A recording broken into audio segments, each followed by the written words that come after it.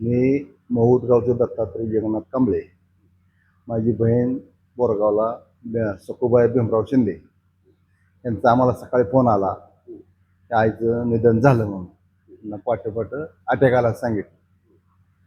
ठीक आहे म्हणून अटॅक आता काय कोणाला पण येतोच म्हणून आम्ही आलो तर त्यांचा मुलगा मालक अशी लांब लांबच बसली, कोण रडत नव्हती, काय काय नाही काय नाही.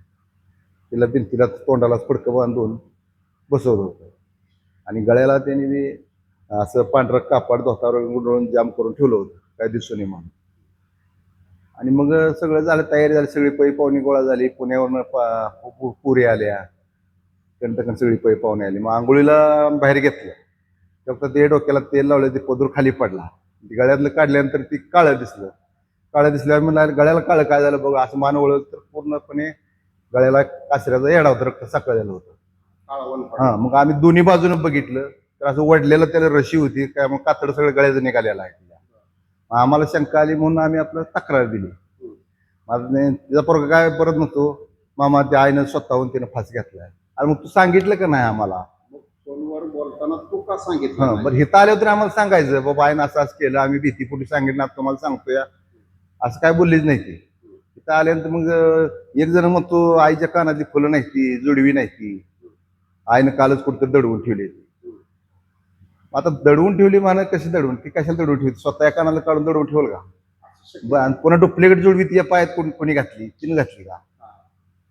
ही आम्हालाच विचारते ती, आम्ही तर कोण महोदून आलो नाही, आम्हाला अशी विचारते. मग तसं आम्ही विचारत पडतो, म्हणते ती तिने केले, तुम्हाला काय करायचं करा जावा, वरण उलट सुलट बोलते ती. असा प्रकार झाला म्हणून आम्ही पोलीस स्टेशनला घेऊन तक्रार दिली. पूर्ण हे ठिकाण घडलेलं कुठं? शिरपूरला जांभूळ रस्त्याला भीमराव शिंदे वस्ती.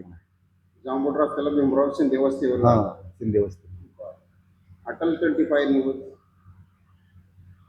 आज दिनांक 19/5/2026. त्यामुळे आता पेशंट इथं आपण पोस्टमार्टमला आणलेला आहे. पोस्टमार्टमला आपल्याला तुमच्या बहिणीचं नाव काय? सगळं सखूबाई भीमराव शिंदे.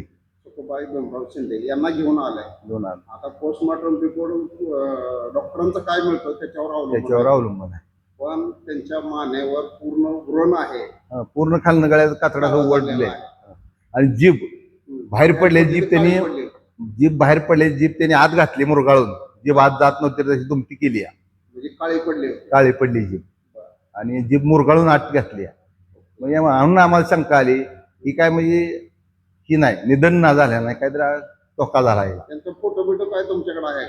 बहिणीचा मोबाईल मध्ये असेल तर मला फोटो दाखवा. मोबाईल दाखवतो. मला वाटतं राखीची वेळ आली हा, बघतो मी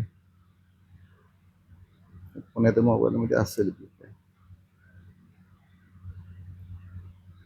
मी आता ते प्रत्यक्ष हे जे फोटो काढले आहेत की गळ्याचं ते दाखवा, कुठलंही दाखवा. इथं असे आहेत फोटो.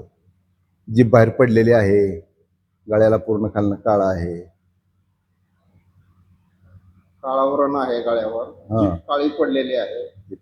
आणि तुमची शंका काय आहे? साधारण त्यांना की फास देण्याचं काम कुणी केलेलं आहे असावं? आता तसं दुसरा फोटो अजून तसाच आहे. त्यांचा दुसरा फोटो बघा, काळा पूर्ण गळ्यावर व्रण आहे, त्याच्यामुळे ही आत्महत्या नसून हे बरंच काही वेगळं घडलेलं आहे असं त्यांच्या भावाचं म्हणणं आहे. आणि त्यांच्या घरातली मंडळी ही खोटं बोलतायत. कानातलं गळ्यातलं सगळं काढून घेतलेलं आहे, पायात डुप्लिकेट जोडवी आहे. ओरिजिनल काढून घेतली, चांदीची डुप्लिकेट घेतली. तिसरा फोटो आहे. हे बघा, दोन्ही गळ्यावरचे व्रण कसे आहेत बघा. त्याच्यामुळं हे घातपात निश्चित आहे.